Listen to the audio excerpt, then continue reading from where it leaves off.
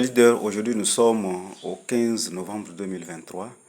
Nous abordons la continuité du thème la loi du rythme et les atouts et les avantages de la perception ondulatoire du temps pour l'organisation. En effet, lorsque nous avons la perception ondulatoire du temps, cela nous donne beaucoup d'avantages pour l'organisation hebdomadaire et annuelle du temps. C'est à partir de ce principe que nous avons le sabbat, le découpage de l'année liturgique dans la culture judéo-chrétienne avec les événements du sabbat chaque septième jour de la semaine, la Pâque, donc, qui se fait la deuxième, le 14, à partir du 14e et 15e jour du premier mois de l'année. Nous avons la fête des moissons ou les Shavuot, donc qui se fait la septième semaine, donc après le premier mois après la Pâque. Et nous avons la fête des tentes qui se célèbre le 15e jour du septième mois de l'année. Donc ce découpage n'est simplement qu'une organisation du temps d'une façon hebdomadaire et d'une façon annuelle, donc avec ces 4 moments importants.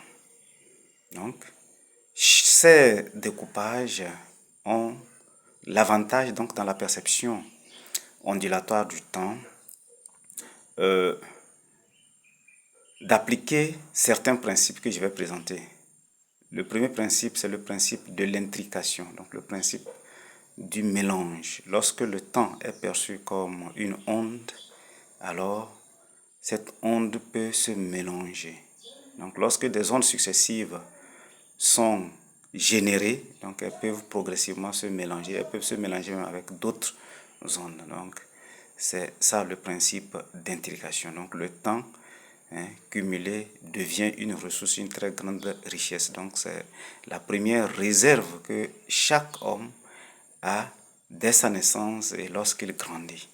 Donc le temps, Dieu donne ça gratuitement à chaque être dès sa naissance, et ce temps donc a l'avantage d'être utilisé d'une façon cumulative comme une grande réserve d'énergie, donc une grande réserve qui peut être convertie en connaissance puis en monnaie ou en service monnayable.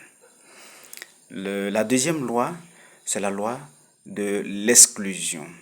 Donc chaque fréquence du temps organisé, que ce soit sur le plan hebdomadaire, le sabbat, que ce soit sur le plan annuel, donc les 3 fêtes célébrées, donc les 3 événements célébrés, la Pâque, la fête des moissons et la fête des tentes, ont ce qu'on appelle les interdits. Donc les interdits représentent la loi d'exclusion. Donc chaque package de temps, donc chaque package d'énergie a ce qu'on appelle les interdits.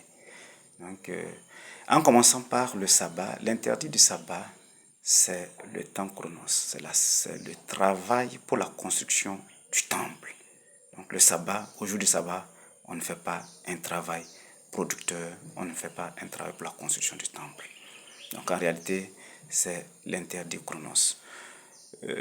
La Pâque, l'interdit de la Pâque, c'est le levain. Donc le levain représente les doctrines. L'interdit de la fête des moissons, c'est le sang. Donc le sang représente les émotions, les sentiments. L'interdit de la fête des tentes, c'est le confort. C'est pour cela qu'il est recommandé d'habiter sous les abris forfaitaires. Et donc c'est dans cet environnement-là que Dieu révèle sa loi, Dieu donne sa loi pour guider la vie. Donc voilà les gros avantages de la perception ondulatoire du temps. Lorsque on perçoit le temps comme un temps cyclique, il n'est pas possible que l'énergie qui circule d'une façon circulaire se mélange. Lorsque il y a un mélange, automatiquement l'énergie se perd. À bon attendeur, salut.